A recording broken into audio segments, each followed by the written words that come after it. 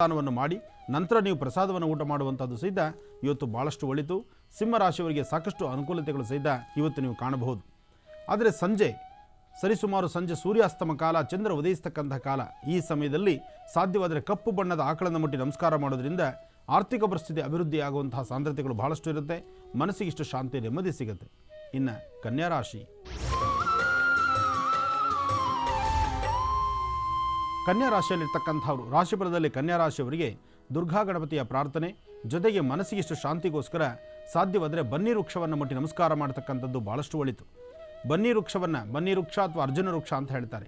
ಬನ್ನಿ ವೃಕ್ಷವನ್ನು ಕನ್ಯಾ ರಾಶಿಯವರು ಮುಟ್ಟಿ ನಮಸ್ಕಾರ ಮಾಡೋದ್ರಿಂದ ಇವತ್ತಿನ ನಿಮ್ಮ ರಾಶಿಫಲದಲ್ಲಾಗುವಂಥ ಚಂಚಲತೆ, ಮನಸ್ಸಿಗೆ ನೆಮ್ಮದಿಯಿಲ್ಲದಿರತಕ್ಕಂಥದ್ದು, ನಿಂದನೆ, ಮಾತು ಕೇಳುವಂತಹದ್ದು, ಎಷ್ಟೇ ಸಮಾಧಾನಕರವಾಗಿದ್ದರೂ ಯಾರಾದರೂ ಏನಾದರೂ ನಿಮ್ಮನ್ನು ಕೆದಿಸಿ ಮಾತಾಡ್ತಾರೆ.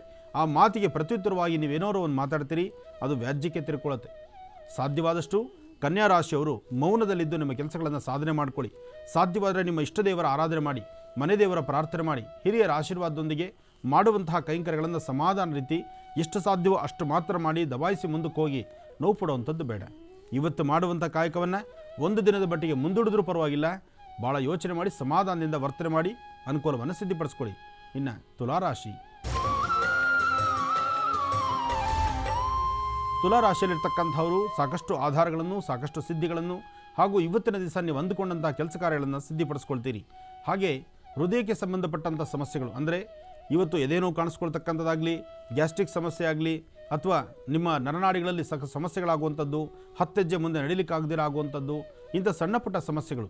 ಇದು ಸಣ್ಣ ಸಮಸ್ಯೆನೇ, ಆಗಿದ್ದಾಗಲೇ ಸರಿಪಡಿಸ್ಕೊಂಡ್ರೆ ಸಣ್ಣ ಸಮಸ್ಯೆ, ಅದನ್ನು ಹಾಗೆ ಬಿಟ್ಕೊಂಡ್ರೆ ಅದು ಮತ್ತಷ್ಟು ದೊಡ್ಡ ಸಮಸ್ಯೆ ಆಗ್ಬೋದು.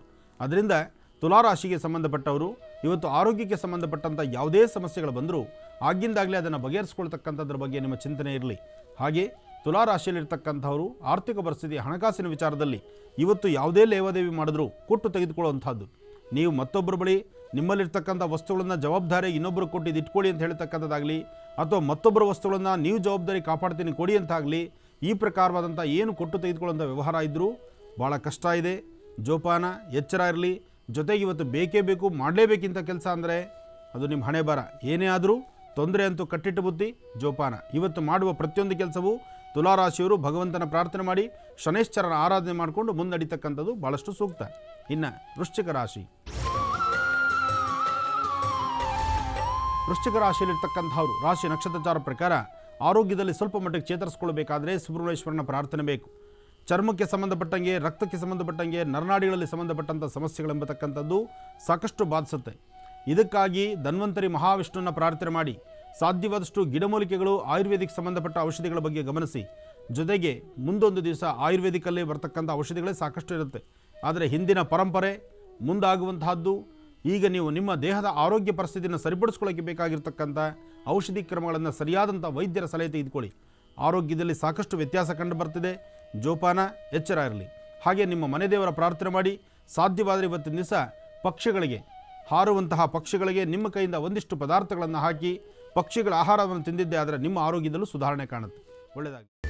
ಕೈಮಾ ಲಿವರ್ ಚಕ್ಕಣ ಮಾಡುವ ವಿಧಾನ: ಒಂದು ಬಾಣಲಿಗೆ ಎಣ್ಣೆ, ಈರುಳ್ಳಿ ಹಾಕಿ ಹುರಿದು ಶುಂಠಿ ಬೆಳ್ಳುಳ್ಳಿ ಪೇಸ್ಟ್, ಅರಿಶಿನ, ಪುದೀನ, ಕೊತ್ತಂಬರಿ ಸೊಪ್ಪು, ಲಿವರ್, ನೀರು, ಬೇಯಿಸಿದ ಕೈಮಾ, ಟೊಮ್ಯಾಟೊ ಪ್ಯೂರಿ, ಗರಂ ಮಸಾಲ, ತುಪ್ಪ ಮುಚ್ಚಳ ಮುಚ್ಚಿ ಬೇಯಿಸಿ. ಈಗ ಕೈಮಾ ಲಿವರ್ ಚಾಕಣ ಸವಿಯಲು ಸಿದ್ಧ. ನಮ್ಮ ಇವತ್ತಿನ ಕಾರ್ಯಕ್ರಮದಲ್ಲಿ GFC ಖ್ಯಾತಿಯ ಕೃಷ್ಣಪ್ಪನವರು ಒಳ್ಳೆ ಚಾಕ್ನವನ್ನ ಮಾಡಿ ಕೊಟ್ಟಿದ್ದಾರೆ.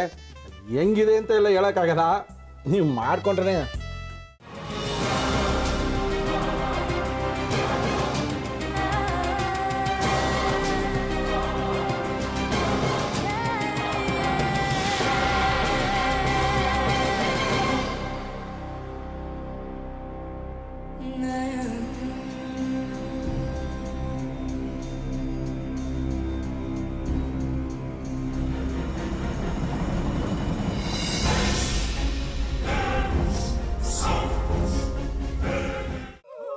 ಚಟ್ಟಿ ತಕೊಳಕ್ ಬಂದವ್ರನ್ನ ಸುಮ್ಮನೆ ಬಿಡಲ್ಲ, ರೂಮ್ ಕರ್ಕೊಂಡೋಗಿ ಸಾಯಿಸ್ಬಿಡ್ತದೆ.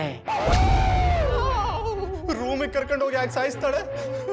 ಯಾಕಂದ್ರೆ ಅದು ಅವಳು ಪ್ರಿಯಕರನ್ ಸಾಯಿಸಿದ ಜಾಗ, ಅದಕ್ಕೆ ಅಲ್ಲಿಗೆ ಕರ್ಕೊಂಡೋಗಿ ಸಾಯಿಸ್ಬಿಡ್ತದೆ. ಈ ಮನೇಲಿ ದೆವ್ವ ಇದೆ ಅಂತ ಭಾಸ್ಕರ್ ಅವ್ರು ನನ್ಗೆ ಹೇಳೇ ಇಲ್ಲ. ಅವ್ರ ಹಟ್ಟಿಲಿ ವಾಸ ಆಗಿದ್ರೆ ತಾನೆ ಹೇಳಕ್ಕೆ. ಹಟ್ಟಿಲಿ ವಾಸ ಆಗಿರೋರ್ನ ಯಾನು ಮಾಡಲ್ಲ, ಆದ್ರೆ ಅಟ್ಟಿ ತಕೊಳಕ್ ಬಂದವ್ರನ್ನ ಅದು ಸುಮ್ಮನೆ ಬಿಡಲ್ಲ ಬಿಡಲ್ಲ ಬಿಡಲ್ಲ. ಇದನ್ನೆಲ್ಲ ಹೇಳ್ತಿದ್ಯಲ್ಲ, ನೀ ಯಾರು? ನಾನು ಈ ಅಟ್ಟಿ ವಾಚ್ಮ್ಯಾನ್. ನಾನು ಅರ್ಜೆಂಟಾಗಿ ರಾಮನಗರ ಹೋಗ್ಬೇಕು. ನೀನು ವೆಹಿಕಲ್ ಕಳಿಸ್ತೀಯಾ? ಅಷ್ಟೇ ತಾನೇ. ಎಷ್ಟು ಗಂಟೆಗೆ ಅಂತ ಹೇಳಿ ಕಳಿಸ್ತೀನಿ. ಮೊನ್ನೆ ಯಾರೊಬ್ರನ್ನ ಕಳಿಸಿದ್ಯಲ್ಲ, ಅವನೇ ಕಳಿಸು, ಚೆನ್ನಾಗಿ ಓಡಿಸ್ತಾನ ಅವನು. ಮೊನ್ನೆನಾ?